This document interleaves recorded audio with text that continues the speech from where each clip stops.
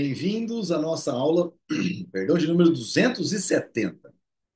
A aula de 270, vocês estão vendo que eu estou com uma gravata borboleta em homenagem a todos os liberais minarquistas, como Mises, libertários, anarcocapitalistas como Rothbard e toda a turma que veio após ele. Eles. Mas eu estou usando, obviamente, por uma homenagem. Trata-se duas razões importantes. Primeiro, comemorar que nós publicamos em português o Guia de Estudos do livro Ação Humana, né, numa parceria do Ilan com o Fé e Trabalho do Antônio Cabreira, mas acima de tudo, porque nós estamos entrando no capítulo 35 do Ação Humana, capítulo 35, que versa sobre o penúltimo capítulo da parte 6 do livro, que trata da intervenção no mercado, capítulo 35, que versa sobre Estado provedor versus mercado. Estado provedor versus o mercado. Nós vamos ver 5 itens nesse capítulo: a acusação contra a economia de mercado, a pobreza, a desigualdade, a insegurança e a justiça social. O que esses termos, de fato, significam e querem dizer? Então, sem mais delongas, já estamos na página 941 das 1.000 páginas, ou seja, 94,1% do livro atendido.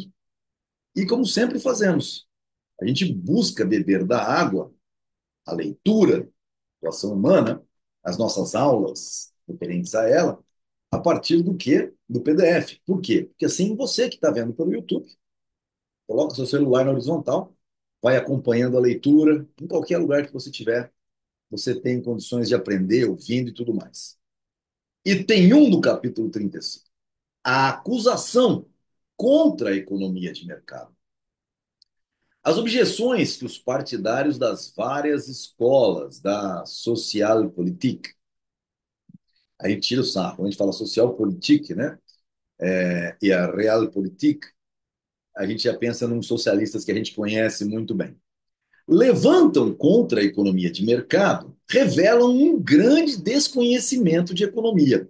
Bom, diga-se de passagem, os partidários das várias escolas da Socialpolitik, as objeções que são levantadas por eles são membros daquilo que se diz economistas, economia mainstream.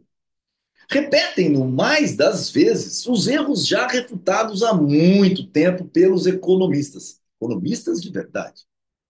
Culpam a economia de mercado pelas consequências das próprias políticas anticapitalistas que eles mesmos defendem por estimá-las necessárias e benéficas. Imputam para a economia de mercado a responsabilidade pelo inevitável fracasso e frustração do intervencionismo.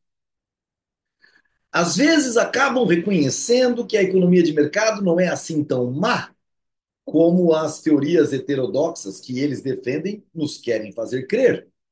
Afinal de contas, ela produz.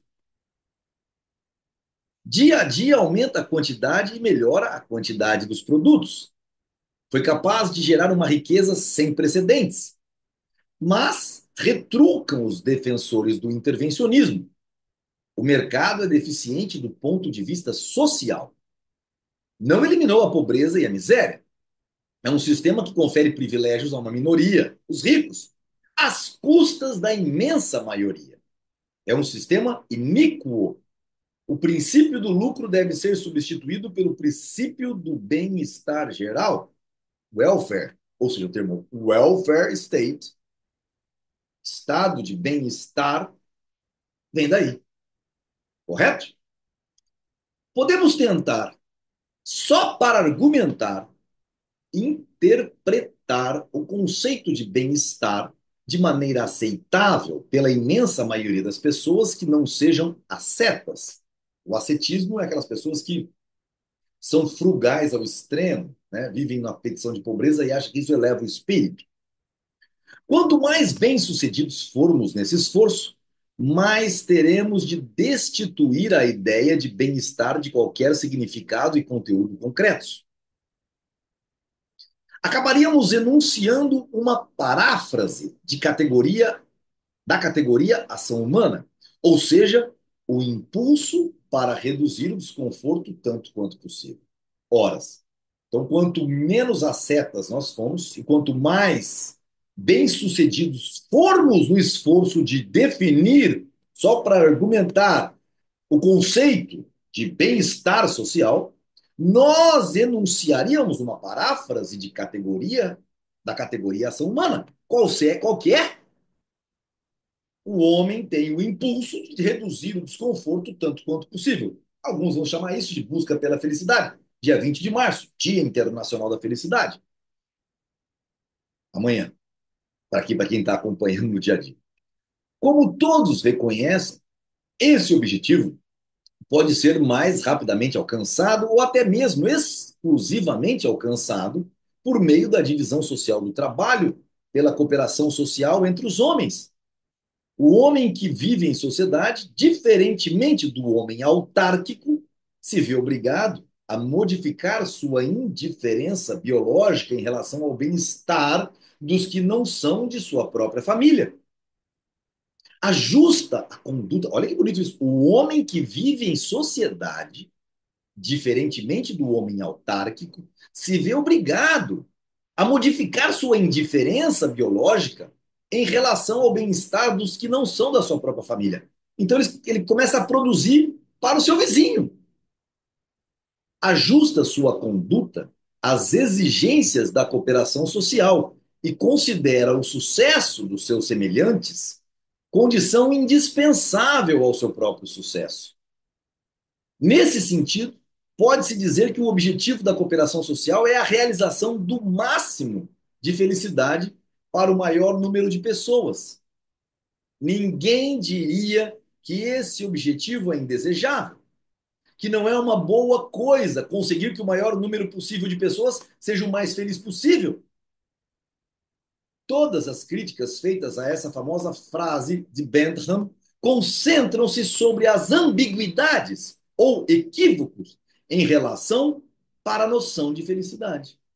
Mas a tese central de que o bem, seja ele o que for, deveria estar ao alcance do maior número possível de pessoas não é afetada. Entretanto, se interpretarmos bem-estar dessa maneira, o conceito perde seu significado. Pode ser invocado para justificar qualquer tipo de organização social. Não faltaram apologistas da escravidão que dissessem ser esse o melhor meio de fazer os negros felizes.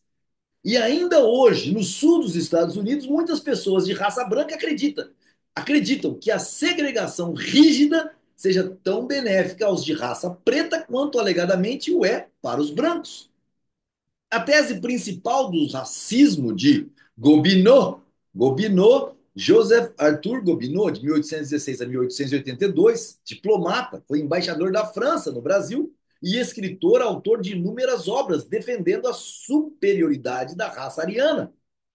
Só para lembrar, esse diplomata, que foi embaixador da França no Brasil, era um escravagista, ok?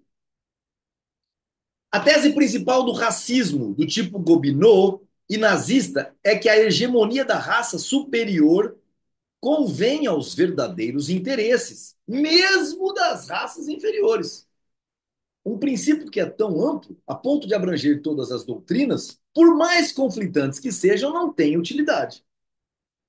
Mas para os propagandistas do Estado provedor, o termo bem-estar é usado como ou com um propósito específico.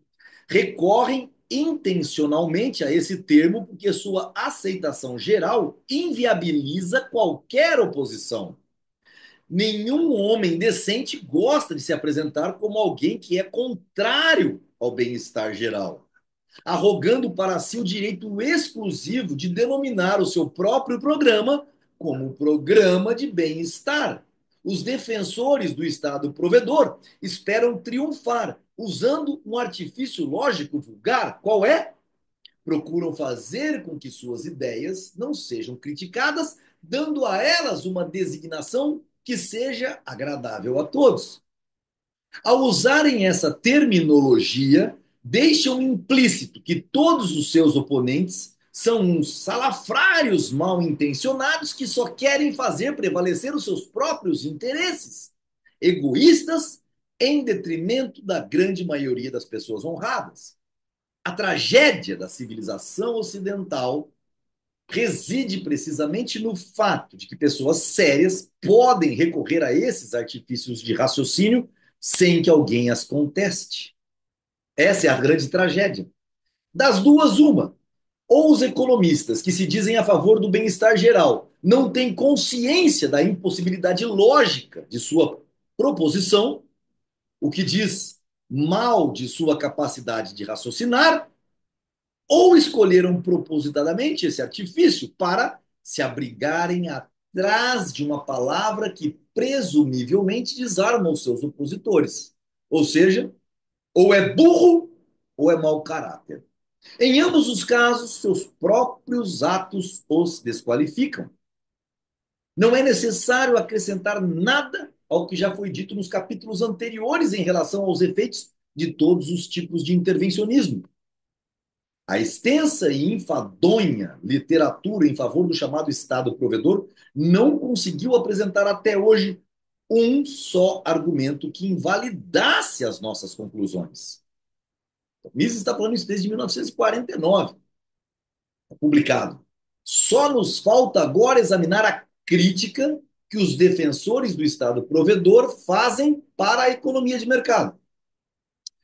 Toda a condenação feita pelos partidários da escola do bem-estar, em última análise, resume-se a três pontos.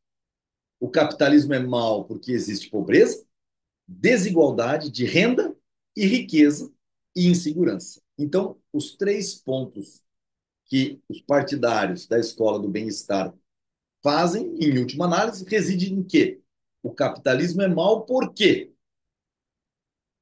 Ele é mau porque existe pobreza,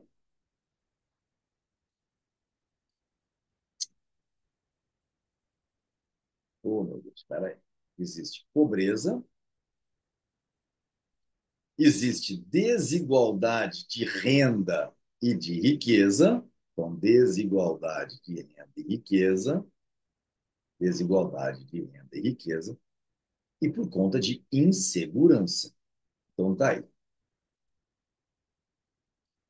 Então, nas nossas próximas aulas, Mises vai dar o arrebatamento, né? Aquilo que transforma a gente em não mais neófitos em filosofia política e econômica, e principalmente também não mais profanos que ficam à frente da verdadeira luz, né?